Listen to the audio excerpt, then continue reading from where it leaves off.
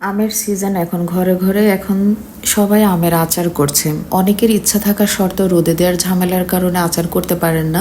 আজকে আমি যে আমের আচারটা তৈরি করে দেখাবো এটা হচ্ছে আমের ঝুরি আচার। আর এটা কোনো প্রকারের আগুনে রান্না করা ছাড়া বা সেদ্ধ করা ছাড়া এবং রোদে দেওয়ার ঝামেলা ছাড়াই তৈরি করা যাবে। পুরো প্রসেসটা আজকে আমি দেখাবো। আর এটা দেখতে হলে এবং আমের আচারটা দেওয়া শিখতে হলে অবশ্যই ভিডিও শেষ পর্যন্ত আমার সাথে থাকতে হবে। হ্যালো এভরিওয়ান, কি অবস্থা, কেমন আছেন সবাই? চলে আসলাম আজকে আমের ঝুরি আচারের রেসিপি নিয়ে। ফার্স্টে গাছ থেকে আমি একদম ফ্রেশ আম পেড়ে নিয়েছি।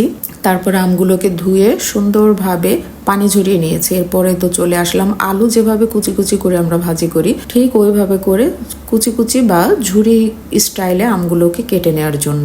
এই তো দেখতে পাচ্ছেন আমি এক এক করে আমগুলোকে সুন্দরভাবে কুচি কুচি করে ঝুরি ঝুরি করে কেটে নিচ্ছি। যেহেতু আমের আচারটার নামই হচ্ছে আমের ঝুরি আচার। আর এই আচারটা আপনি পুরো বছর জুড়ে নয়, শুধু এটা 2-3 বছর পর্যন্ত ঘরে রেখে খেতে পারবেন, রোদে দিতে হবে না। প্লাস এটাকে আমি আগুনে যেভাবে রান্না করে অন্যান্য আমের আচার এভাবে রান্নাও করব না। আর এই তো দেখতে পাচ্ছেন আমি আমগুলোকে সুন্দরভাবে কুচি কুচি করে কেটে নিয়েছি। দেন এগুলোতে জাস্ট লবণ মাখিয়ে নিচ্ছি সুন্দরভাবে হাত দিয়ে, যেন পুরো আমগুলোর যে কুচি সবগুলোর মধ্যে যেন লবণটা সুন্দরভাবে প্রবেশ করে।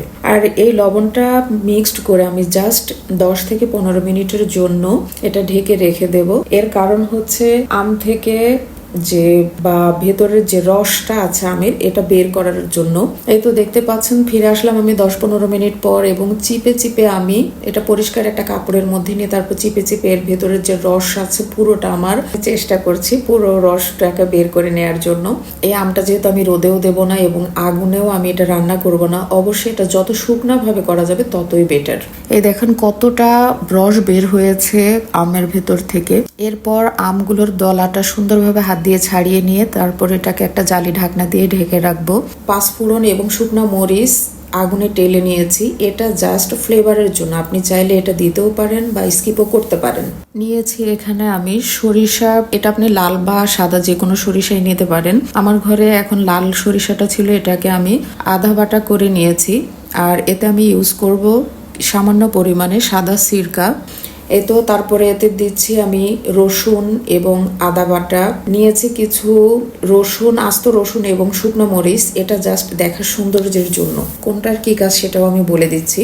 তারপরে এখানে আমি দেব একটুখানি হলুদ, এটা রঙের জন্য দেব একটু শুকনো মরিচের গুঁড়া, কোনো প্রকার চিনি ইউজ করছি না। এটা টক ঝাল স্টাইলের একটা আচার হবে। আর এটা যেহেতু আমি ভাতের সাথে মানে ভর্তা দিয়ে যখন ভাত খাওয়া হবে তখন প্লাস খিচুড়ির সাথে খাওয়ার জন্য তৈরি করছি।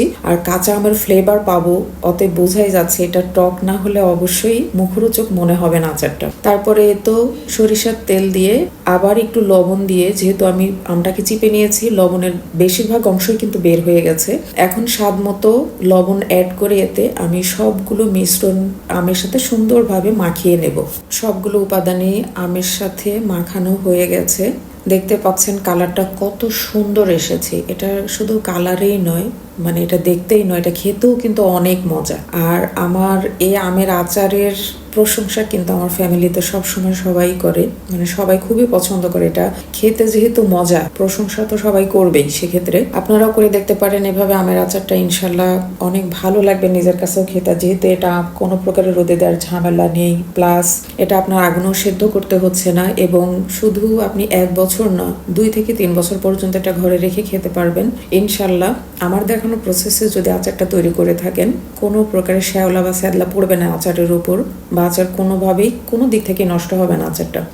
তারপরে আমি বয়ম সুন্দরভাবে ধুয়ে শুকিয়ে নিয়েছি। এরপর দিয়ে দিচ্ছি সরিষার তেল, ফার্স্টে একটু বয়মে দিয়ে নিয়েছি। তারপরে আবার আমি আমের যে আচারটা মাখিয়ে রেখেছিলাম এটা বয়মের মধ্যে দিয়ে তারপর একদম আচারটা যেন ডুবো তেলে থাকে এইভাবে করে আমি তেল দিয়ে দিচ্ছি। আর একটা চামচের মাথা দিয়ে আমি এটা একটু নেড়ে নেড়ে দিচ্ছি যেন আচারের 4-5টা ঘিরেই তেলটা থাকে। আজকের রেসিপিটা এই পর্যন্তই। ইনশাল্লাহ দেখা হবে, কথা হবে আগামী কোনো ভিডিওতে। ভালো থাকবেন সবাই, আল্লাহ হাফিজ।